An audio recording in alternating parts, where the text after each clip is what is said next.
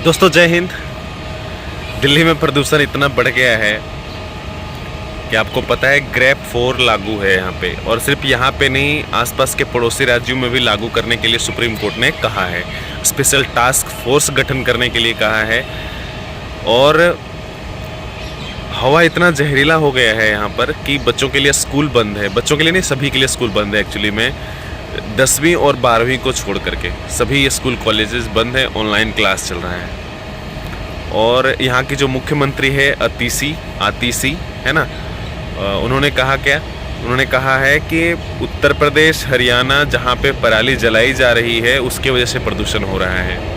उन्होंने पंजाब नहीं कहा है ना, क्योंकि तो मुझे इससे तकलीफ नहीं है कि पंजाब नहीं कहा है, ठीक है। इस बात को समझना चाहिए कि प्रत्यारोप आरोप लगाने से कोई फ़ायदा नहीं है, मूल कारण समझना चाहिए। और हमको क्या लगता है, आप ज़रूर सहमति दीजिएगा अपना। अगर आपको अच्छा लगे तो अच्छा लिखिएगा, बुरा लगे तो बुरा लिखना, मुझे उससे कोई आपत्ति नहीं है। सिर्फ एक ही चीज़ कहूँगा कि देखो, आरोप प्रत्यारोप का लगाने से कुछ नहीं होगा। देश का बहुत सारा पैसा बहुत सारे बड़े राज्यों में और देश की राजधानी में बहुत सारा पैसा लगा है ना। लगना भी चाहिए, इसमें हम कहीं ये नहीं कह रहे हैं कि नहीं लगना चाहिए करके। लेकिन जितना विकास यहाँ पे हुआ, अगर सर्वांगीण विकास हर जगह होता है ना, ये संभव नहीं, ठीक है, कोई बात नहीं, इतना संसाधन नहीं है अपने पास, ये हम मान सकते हैं थोड़ी देर के लिए। लेकिन जहाँ पे दिल्ली में जो चीज़ भी आप बनाए है ना, वो बड़ा बड़ा यूनिट लगाने के बजाय अगर छोटा छोटा यूनिट लगाते, थोड़ा छोटा, कि जितना काम चल जाता है यहाँ पर, और बाकी कुछ यूनिट जो छोटा है उसको कहीं और लगा देते। मतलब एक मान लेते हैं कि एक कारखाना लगाते हैं कपड़े का या बस बनाने का, तो एक छोटा कारखाना लगा सकते थे यहाँ पे। बस तो खैर बड़ा है, तो उसको 2 यूनिट लगा सकते थे, एक दिल्ली में, एक झारखंड में या एक बिहार में, है ना, ऐसे करके। मेरे कहने का मतलब आप समझ पा रहे होगे। तो क्या होता है, वहाँ के लोग यहाँ पे नहीं आते इतना। प्रदूषण का मेन वजह मुझे ये लगता है कि प्रवासी जो लोग यहाँ आकर के बस रहे हैं ना, अभी क्या है, जैसे अगर नाव है, जैसे गंगा नदी में या जहाँ आए दिन घटना हो जाती है कई बार, है ना, तो वहाँ पे ज़रूरत से ज़्यादा जब नाव में चढ़ जाएंगे तब क्या होगा, नाव डूबेगा। तो उसी तरह हालत दिल्ली की है कि यहाँ पे ज़रूरत से ज़्यादा लोग रह रहे हैं, उसी हवा में सांस ले रहे हैं, हम सब आप सब ले रहे हैं, और उसके साथ साथ जो यहाँ रह रहे हैं उनका उपभोग भी कर रहे हैं, हवा के साथ साथ खाने का, गाड़ियों का, उसमें प्रदूषण हो रहा है।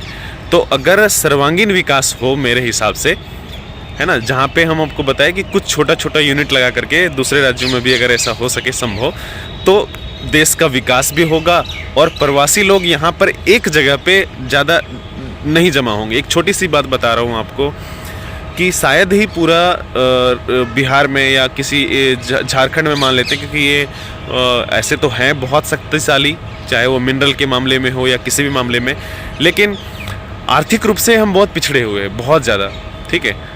तो संसाधन होने से कुछ नहीं होता, राजनीतिक शक्ति होनी चाहिए और डिमांड करने की क्षमता हो, तभी सही होगा, है ना। तो एक छोटी सी बात है, दिल्ली में मेट्रो स्टेशन में, सिर्फ मेट्रो स्टेशन का कुछ स्टेशन की बात करें जहाँ पे टॉयलेट, वॉशरूम, बाथरूम, जो लेटरिन है, सुलभ शौचालय, वहाँ पे लाखों रुपए का मतलब इनकम होता है, चाहे वो गवर्नमेंट का हो, चाहे सुलभ इंटरनेशनल का हो, चाहे जिसका भी हो, उसमें लाखों रुपए का एक दिन का, समझ रहे हो। और शायद पूरे झारखंड में लाखों रुपए से सुलभ से ना पैसा आ रहा होगा, है ना। मेरे कहने का मतलब ये है कि यहाँ पे लाखों रुपए की कमाई सिर्फ खाने के बाद जो अवशेष त्याग करते हैं आदमी, मल, उससे हो जाता है। तो सोचो कि कहने का कार्बन उत्सर्जन या प्रदूषण कितना हो रहा होगा।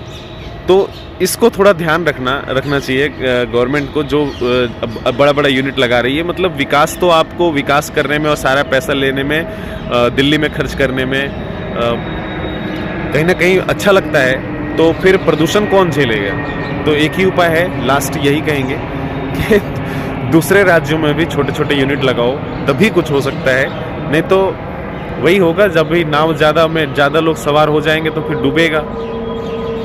वीडियो पसंद आएगा तो शेयर ज़रूर करिएगा। मिलते हैं फिर। जय हिंद।